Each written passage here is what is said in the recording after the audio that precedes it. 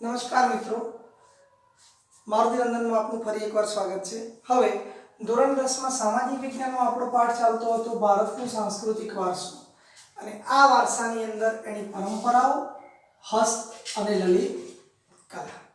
આ પાઠની અંદર મિત્રો આપણે એક માટીકામ વિશેનો અભ્યાસ કર્યો, જે મેં કીધું હતું કે 3 માર્ક્સની અંદર પૂછાતી આઈએમપી ટૂંકનો છે। એના પછી વણાટ કલા વિશે જોયું। કઈ કલા વિશે જોયું? વણાટ કલા વિશે જોયું।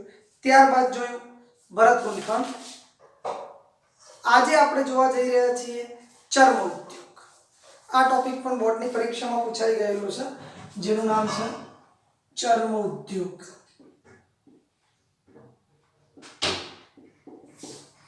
ચામડામાંથી બનાવવામાં આવતી વસ્તુથી ચાલતો ઉદ્યોગ એટલે ચર્મ ઉદ્યોગ, જેની અંદર આપણે આપણા રોજિંદા વ્યવહારની અંદર વાત કરીએ તો આપણો કમરબંધ એટલે કે આપણો બેલ્ટ, આપણું પર્સ, આ જે વસ્તુઓ છે એ ચામડામાંથી બનાવેલી વસ્તુઓનો આપણે ઉપયોગ કરતા હોઈએ છીએ। તો આ ચર્મ ઉદ્યોગનો વિકાસ પણ ભારતમાં સારી એવી રીતે થયેલો છે। જોઈએ એની અંદર પ્રાચીન ભારતમાં મૃત્યુ પામેલા જાનવરોના ચામડાનો વિવિધ ઉપયોગ થતો હતો। ટૂંકમાં ચામડું મેળવવા માટે મુખ્ય સ્ત્રોત છે કે કોઈ પણ સજીવ મૃત્યુ પામ્યો હોય અને એના શરીર ઉપરની જે ચામડી છે એ ચામડીનો ચામડા તરીકે ઉપયોગ આપણે કરી શકીએ। એટલે મોટે ભાગે અહીંયા ઉલ્લેખ કરેલો છે જાનવરો જ્યારે મૃત્યુ પામતા હોય છે, અથવા વન્યજીવ એટલે જંગલમાં રહેતા પ્રાણીઓ એ જ્યારે મૃત્યુ પામતા હોય છે ત્યારે તેમના ચામડાનો ઉપયોગ એ ચર્મ ઉદ્યોગની અંદર થતો હોય છે। પ્રાણીના મૃત્યુ પછી પરંપરાગત રીતે ચામડું કમાવામાં આવતું એટલે એના શરીર ઉપરથી ખેંચી લેવામાં આવતું। ખેતી માટે કૂવામાંથી પાણી કાઢવા માટેના કોસ અને પાણીની મશકો અને પખાલોમાં ચામડાનો ઉપયોગ થતો હતો પ્રાચીન સમયમાં। આ એક શબ્દ ખાસ નોંધપાત્ર પોઈન્ટ છે, કૂવામાંથી પાણી ખેંચવા માટે વપરાતું સાધન।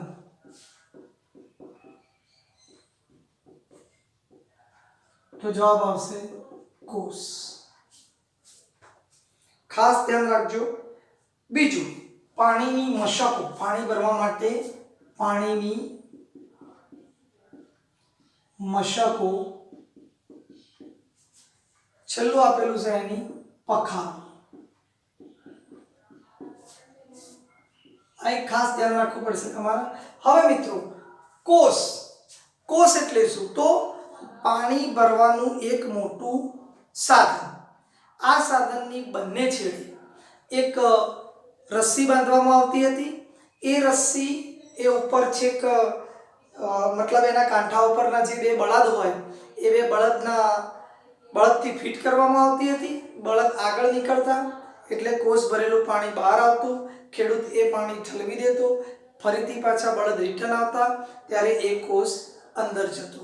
આ રીતે જ્યારે ટ્યુબવેલ અને મોટરોનો વિકાસ થયો નહોતો ત્યારે ખેડૂતો ખેતી કરવા માટે કોસ દ્વારા કૂવામાં રહેલા પાણીનો ઉપયોગ કરતા હતા। એ સાધનને ચામડાથી બનાવવામાં આવતું હતું। કેમ ચામડાથી બનાવવામાં આવતું હતું? કારણ કે એ એટલું બધું સખત બનતું હતું કે જેને કારણે લોંગ ટાઈમ સુધી એ વાસણનો ઉપયોગ અથવા એ સાધનનો ઉપયોગ એ પાણી ખેંચવા માટે થઈ શકે। ત્યારબાદ જોઈએ મિત્રો આપણે અત્યારના યુગની અંદર ઢોલ, નગારા, તબલા, ઢોલક જેવા સંગીતના સાધનો ઉપરાંત લુહારની ધમણો, વિવિધ પ્રકારના પગરખા, આપણા પગરખા પણ ચામડામાંથી બનાવવામાં આવે છે, અને પ્રાણીઓને બાંધવાનો ચામડાનો ઉપયોગ થતો હતો। પ્રાણીઓને મતલબ ખીલેથી બાંધવા હોય તો પહેલાના જમાનામાં ચામડાનો ઉપયોગ થતો હતો। યુદ્ધોમાં વપરાતી ઢાલમાં પણ પ્રાણીઓના ચામડાનો ઉપયોગ થતો હતો। આપણે પૌરાણિક સિરિયલો જોઈએ છીએ તો તરવારની જોડે જે ઢાલ હોય છે એ ઢાલમાં પણ ચામડાનો ઉપયોગ થતો હતો। તો ચામડાના ઉપયોગમાં આ એક વસ્તુ લખવી પડશે, ઢોલમાં નગારા બનાવવા માટે, ઢોલક બનાવવા માટે, ત્યારબાદ તબલા બનાવવા માટે, ત્યાર પછી શું લખી શકશો? લુહારની ધમણો બનાવવા માટે,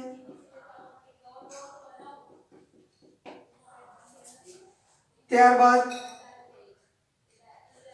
યુદ્ધમાં વપરાતી ઢાલ, યુદ્ધમાં વપરાતી ઢાલ. તો આ વસ્તુઓ બનાવવા માટે મોટે ભાગે ચામડાનો ઉપયોગ થતો હતો. ત્યારબાદ જોઈએ ભારતનો ચર્મ ઉદ્યોગ એ આગવું સ્થાન ધરાવતો. વિવિધ પ્રકારની ચામડાની ભરત ગૂંથણવાળી મોજડીઓ, મતલબ ચામડાની અંદર દોરો પરોવી અને એ મોજડીઓ ગૂંથવામાં આવતી હતી, એવી મોજડીઓ. એના પછી ખાસ ટોપિક આવ્યો ચામડાના પાકીટ, પગરખા, પટ્ટા, ઘોડા અને ઊંટ જેવા પ્રાણીઓની પીઠ ઉપર મૂકવામાં આવતા સાજ. બરાબર, ઘોડો હોય તો આપણી બેઠક વ્યવસ્થા જે કરવામાં આવી હોય એ બેઠક વ્યવસ્થા માટે ચામડાનો ઉપયોગ થતો હતો.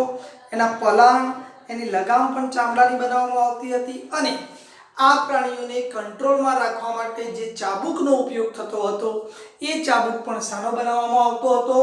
તો એ ચામડાનો બનાવવામાં આવતો હતો. ચામડાના ઉપયોગોની અંદર આપણે એક પોઈન્ટ પણ લખી શકીશું, ધ્યાન રાખજો ખાસ. મોજડીઓ બનાવવા, પગરખા બનાવવા, ત્યારબાદ પાકીટ, ઘોડા અને ઊંટની સાજ, પલાણ, લગામ અને ચાબુક. આ વસ્તુઓ પણ શામાંથી બનાવવામાં આવતી હતી?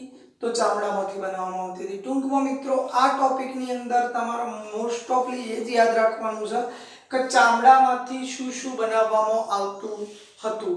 પ્રાચીન સમયથી આધુનિક સમયગાળા દરમિયાન ચામડાનો ઉપયોગ આપણે કઈ રીતે કરીએ છીએ એ બાબત જાણવી ખૂબ જ જરૂરી હતી. હવે આ તમારા ઓબ્જેક્ટિવની અંદર પૂછાશે, 1 માર્ક્સમાં પૂછાશે મોટે ભાગે. હવે આપણે 3 માર્ક્સનો મોટો એક પ્રશ્ન જોવાનો છે, હીરા મોતીકામ અને મીના કારીગરી. ધ્યાન રાખજો.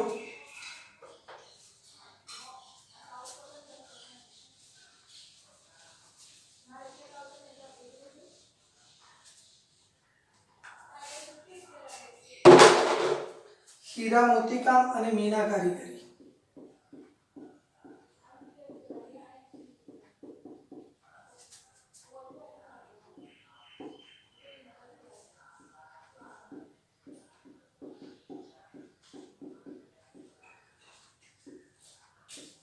આપણને ખબર છે કે મોટે ભાગે હીરા એટલે કે ભારતની ત્રણેય બાજુ સમુદ્ર આવેલો હોવાથી હીરા ઉદ્યોગ એ ભારતની અંદર સૌથી વધુ વિકાસ પામેલો છે. બીજો મીના કારીગરી, તો વસ્ત્ર પરિધાનની અંદર આપણે મીના કારીગરીનો ઉપયોગ મોટે ભાગે કરતા હોઈએ છીએ, આપણા આભૂષણોની અંદર કરતા હોઈએ છીએ. જેથી હીરાકામ અને મીના કારીગરી એ ભારતની અંદર સવિશેષ પ્રમાણમાં જોવા મળે છે. અહીંયા મુખ્ય બાબત એ જ આપેલી છે કે ભારતની પૂર્વ, પશ્ચિમ અને દક્ષિણ ત્રણેય દિશાઓમાં 7517 કિલોમીટર લંબાઈ ધરાવતો સમુદ્ર કિનારો આવેલો છે. 1 માર્ક્સમાં પૂછાશે 7517 કિલોમીટર નો દરિયા કિનારો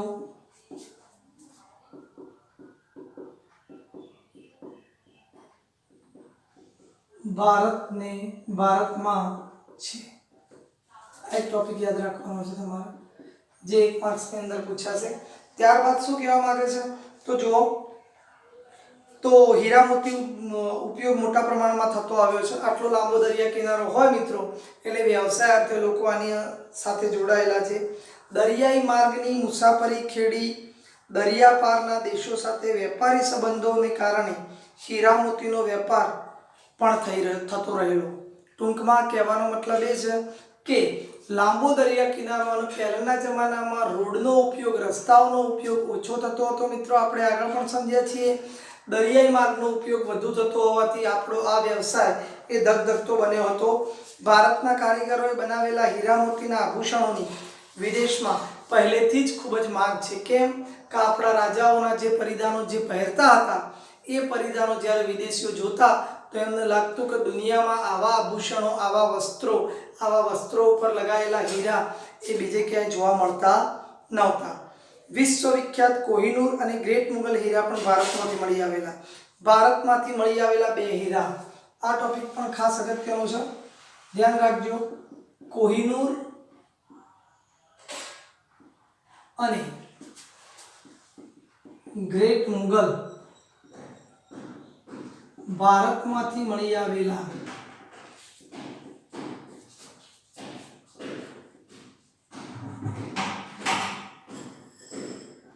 મુખ્ય કિંમતી હીરા છે.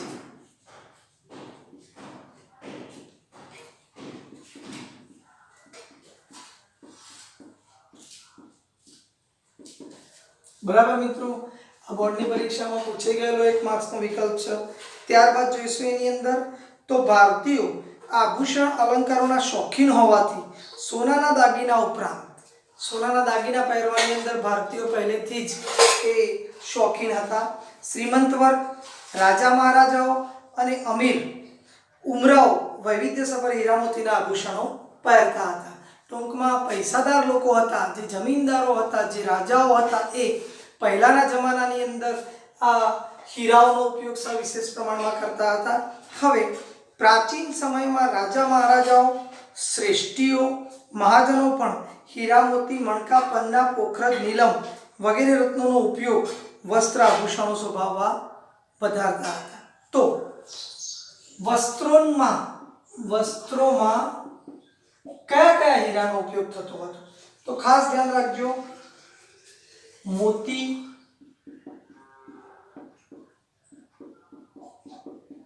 માણેક, પન્ના, પોખરાજ, નીલમ વગેરે રત્નોનો ઉપયોગ થતો હતો.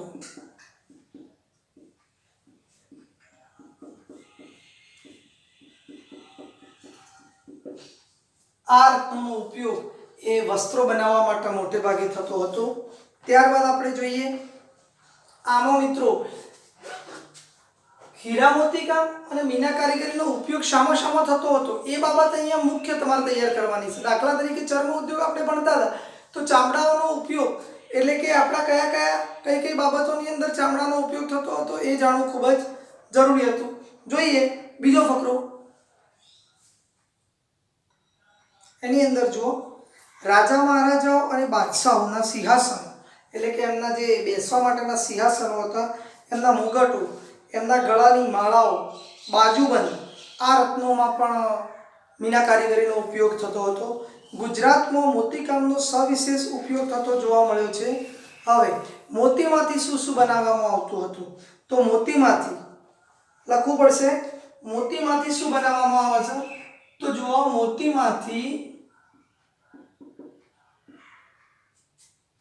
કલાત્મક તોરણો,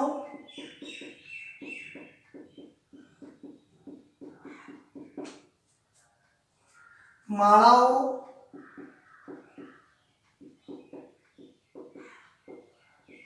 કળશ,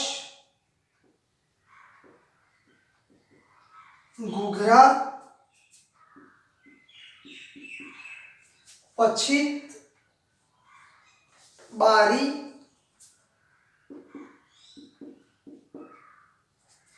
ચાકડા, લગ્નના નારિયેળ,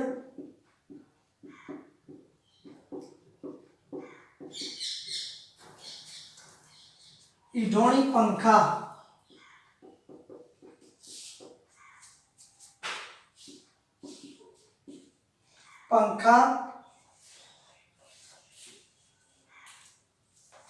એના પછી છે બળદ માટેના સુશોભન કરેલા મોડિયા,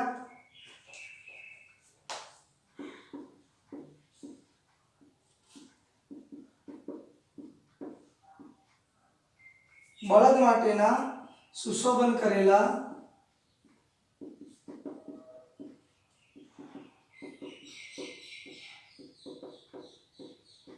મોડિયા,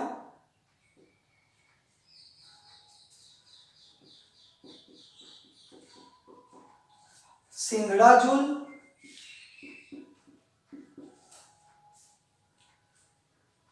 વગેરે ગૂંથવામાં આવતું હતું એટલે જે તે વસ્તુ ઉપર એનું અટેચ કરવામાં આવતું હતું. ભારતમાં આ સગળી કામગીરી એ હસ્તકલા કારીગરી તરીકે પરંપરાગત રીતે જોવા મળે છે. મતલબ સ્ત્રીઓ આ કાર્યો મોટે ભાગે કરતી હોય છે. દુનિયાભરના દેશોમાં સોના ચાંદી અને મીના કારીગરીની કલા કારીગરીનો આપણો ભારત દેશ એ અગ્રીમ સ્થાન ધરાવે છે. મતલબ આ જે બાબતો છે બીજા દેશ કરતાં ભારતની અંદર સવિશેષ પ્રમાણમાં જોવા મળે છે. આપણે ત્યાં સોના ચાંદીના અલંકારો એટલે કે આપણા જે આભૂષણો છે, માળા, હાર, વીંટી, એરિંગ, કંગન, ચાવીનો ઝુમખો માં કૌશલ્ય અને નિપુણતા ધરાવતા કારીગરો મીના કારીગરી વડે લાલ, લીલો અને વાદળી રંગો પૂરી આવા ઘરેણાની શોભા વધારતા હતા. મતલબ એ આભૂષણોની અંદર એ કલર પૂરતા હતા અને એમની સુંદરતામાં વધારો કરતા હતા.